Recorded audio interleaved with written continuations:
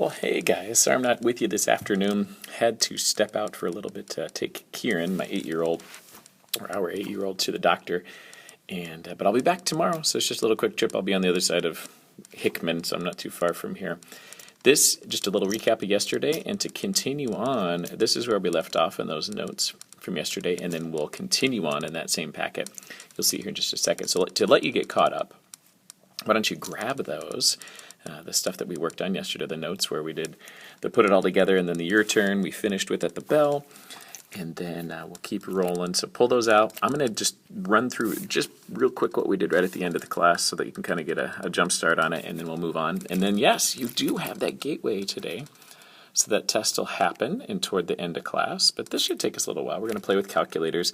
This will be like a two-part video. This first video will just be the stuff I can write, and then I'll jump to another video where we'll look at our calculators and how to plug things in. So where we left off yesterday, we were talking about looking at the graph on the right and then making sense of some of the questions on the left about function notation and the like. So if you see f of -2, that means we're putting -2. When we have x equals -2, what's the height or the output? And we noticed it was 1 or -1, so the 2 points you see there. And then f of 3, which x equals 3, what are the heights that you see? And well, we saw it looks like 2.4 and -2.4, but we were able to note that, oh, those were holes, and so those are actually undefined because of those holes. So we say undefined, but we know the location of the hole, and that's actually interesting information to know where they're at. Then the next question is, what is x when f of x equals 1? And f of x equals 1 is like saying y equals 1. It's an output of 1, a height of 1. So I drew a line. It's a horizontal line. And what x corresponds to that? And it hits our graph. It's all about what's f of x, the actual parabola, sideways parabola we have there. When is it at a height of 1? And it happens when x equals -2. That's the only time in that graph that occurs. And then is it a function? No. Vertical line test fails. 2 outputs for 1 input in many cases.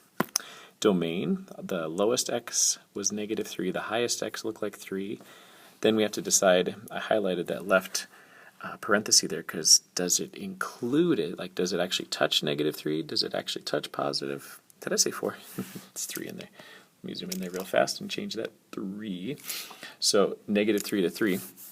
Does it include those is a really big deal, and that means it includes or doesn't include. We have a notation bracket on the left.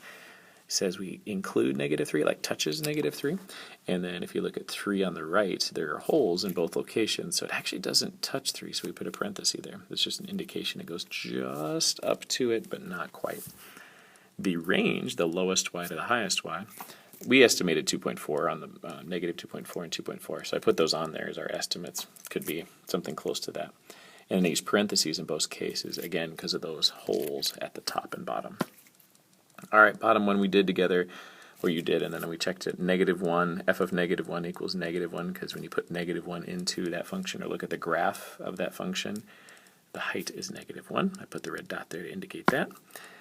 F of 4 means go to x equals 4 and say, what do you notice? It's a hole again. There's a hole at 4 too, but it's undefined. We just say there's a hole there. And what is x when f of x is -2? That's a horizontal line, like the height of -2. I drew it across there. We're saying, what would x be? Where would it hit?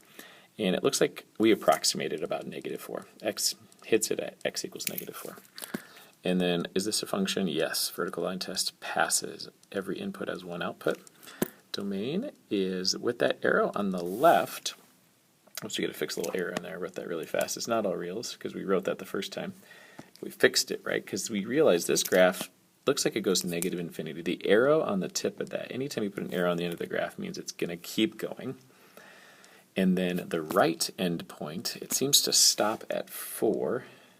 And does it include 4? And you'd say no, because it has a hole there. So it's -infinity to 4. And then the range on this next one, let's see if I can do this right.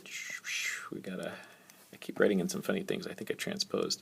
The range, the lowest y, because of the arrow tip again, it goes really, really, really, really low, -infinity. And then the biggest height looks to be 2. So the lowest y to biggest y. And it doesn't include again because of the hole. Okay. All right, that's it. That was where we left off yesterday. Hope you're all caught up on there. Little goofy writings are popping up in there. All right, next page. If you look at this next page, Mr. Breasthead is a function of the number of students in Algebra 1 class. Gray hairs quantity, that's the output, depends on the number of students in Algebra 1 class. We say sometimes that the input, or x, is the independent and the output is the dependent. So 513 is dependent on how many students there are in class. So this would be 14 students, 14 studs there, and the result of having 14 students in that class would be Mr. Breast having 513 gray hairs. And we did it second block in Spanish, but today I'll hold off. Maybe tomorrow I'll talk to you guys, and we wrote all our answers in Spanish just for fun.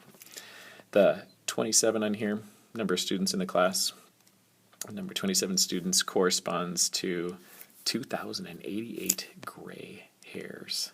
Interesting. Okay. That's the basic idea. So that's input output. So input is independent, and the output is waiting to hear what the input is in order to come up with a response, and therefore it's dependent on what you input. So the outside is dependent, the inside is independent. I'm going to move to the next video, so you guys can pause on this. The thing that you're going to do, if you want to get a little head start, is we are going to graph these with your graphing calculator, the domain and range of each of these functions. So what you want to do, one idea is graph them one at a time, or if you're familiar with graphing, if you remember enough, you could do y1, y2, and y3 equals each of these respectively, and then just turn them off by clicking on the equal sign. Remember, you can click on the equal sign and turn it on and off, whether or not you want it to graph. The tricky part about this is getting a window to actually see enough of the graph to make a claim about, what's the domain, smallest x to biggest x, what's the range, smallest y to biggest y. See you in a second.